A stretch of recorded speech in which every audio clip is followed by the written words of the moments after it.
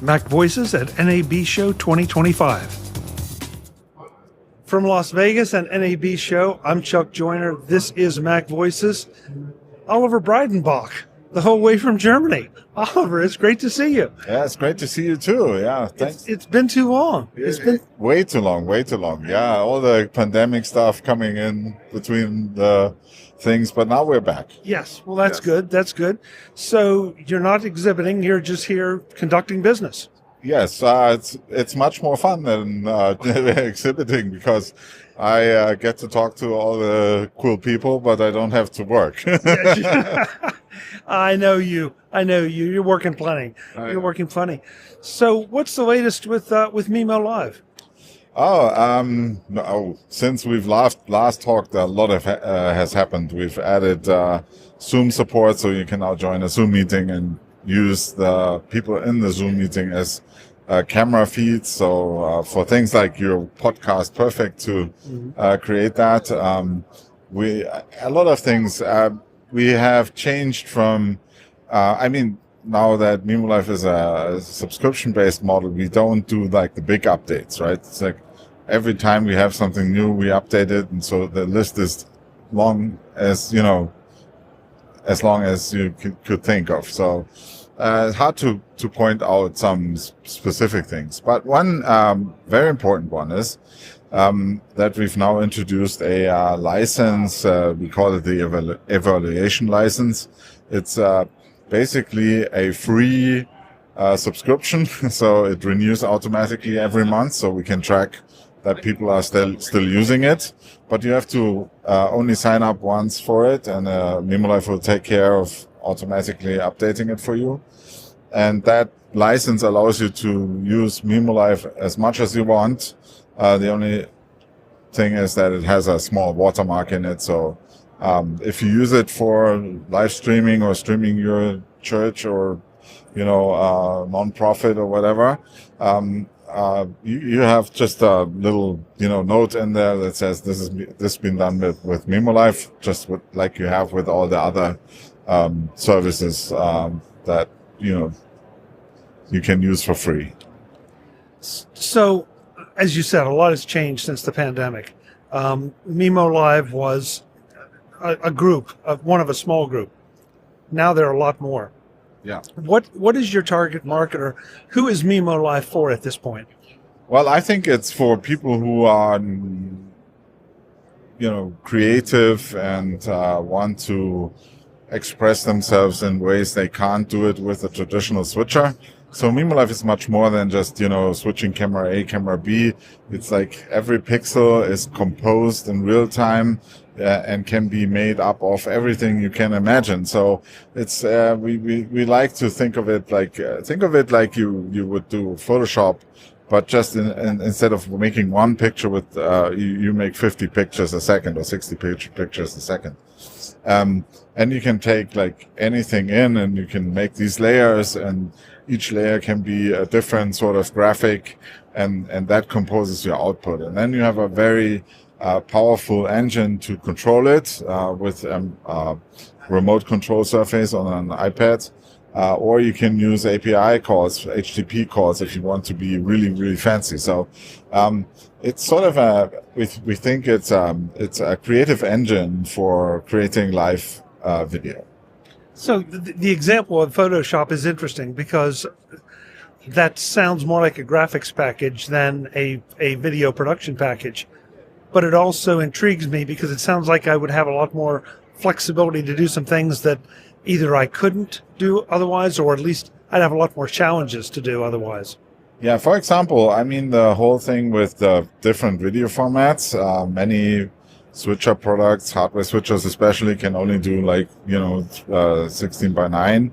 We can do any, arbitrary format you want. You can do square, you can do portrait, you can do landscape, whatever you want. So, it's very open, very flexible, very, fun to use because it allows you to do things that you cannot do with the other things. Are you seeing it more an uptake in education, or is it a mobile journalism product, or do you think of it as a mobile journalism product?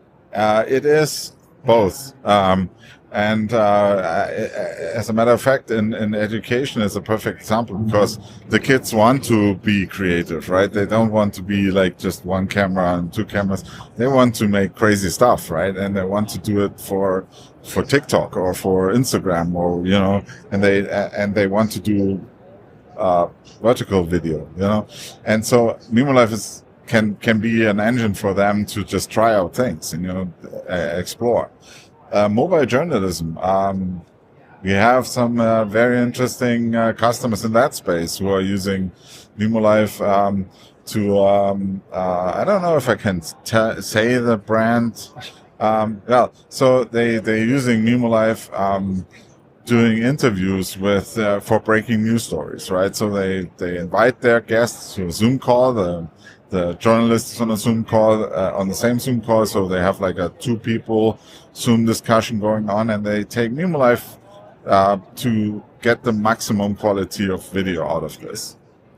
Now, that's something we had dinner last night together, and I learned quite a bit. Mm-hmm. But if you're bringing in Zoom, you're not bringing in you're bringing in as much quality as you can possibly get into Zoom. Yeah. So there's 2 things to Zoom, right? There's sending video into Zoom, so mimoLive can do that as well. So you can be looking good and having your presentation in the background and things like that. Mm-hmm. But the other thing is also taking video out of Zoom, so you can get, anyone in the Zoom meeting is like it's a camera on your laptop, right? So connected to your laptop, you get isolated audio and isolated video. So if you take just one person out, and someone else is on the same Zoom call causing problems, then you don't hear them. You only hear the person that you've selected. And that alone makes this thing much higher quality than, the way they used to do it with screen scraping, the Zoom window and things like that. So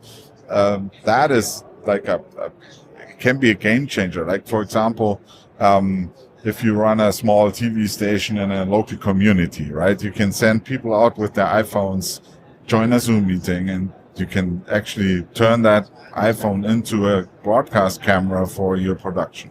And at the same time, the producer can talk to them in the same Zoom call, instructing them what to do. So that's the least amount of effort you have to put into citizen journalism, right? It's like, they don't have to have a separate talkback thing. They don't have to have a lot of equipment, and they can just,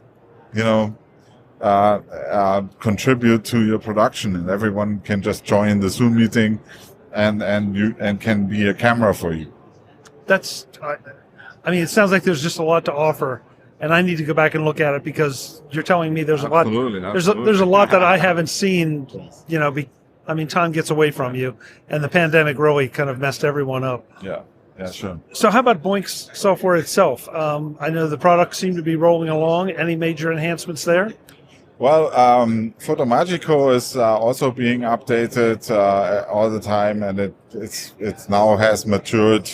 The version 6 has matured quite well, and we've added a lot of creative possibilities, maps,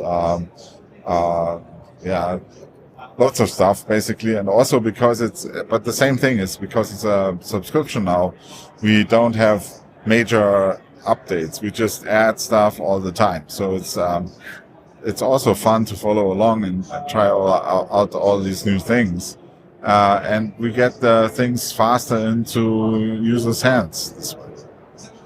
That's, your software from the first time I met you, your software has always been groundbreaking in so many ways. And yes, you can just say, oh yeah, it enhances your photos, but it does so much more.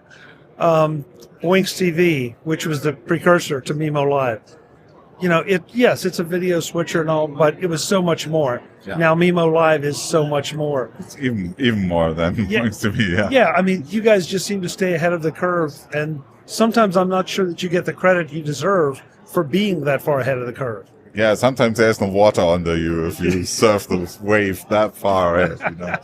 So yeah, that's true.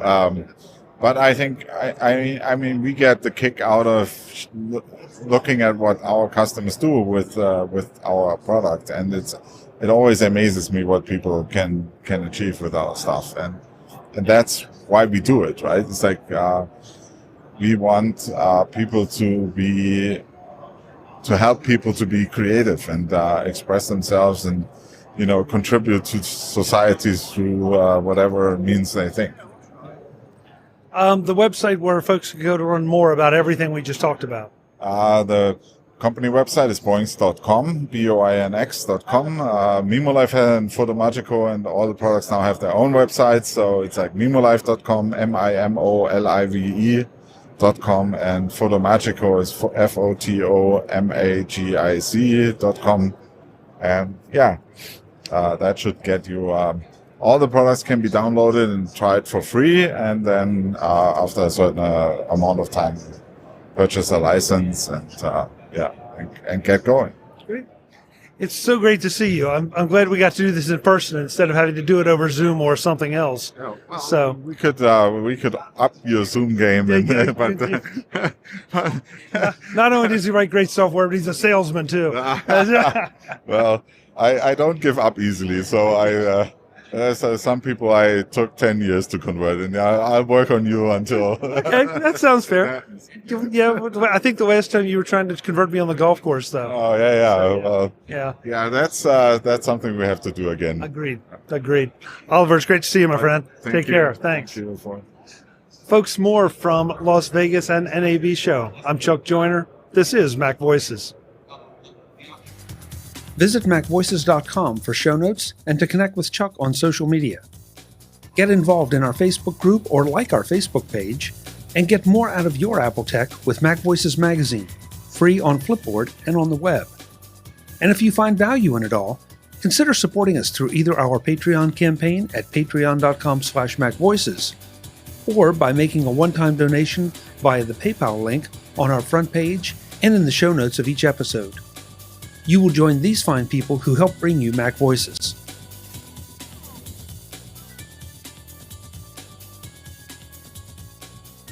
Advertising handled by Backbeat Media at backbeatmedia.com. Bandwidth provided by CacheFly at cachefly.com.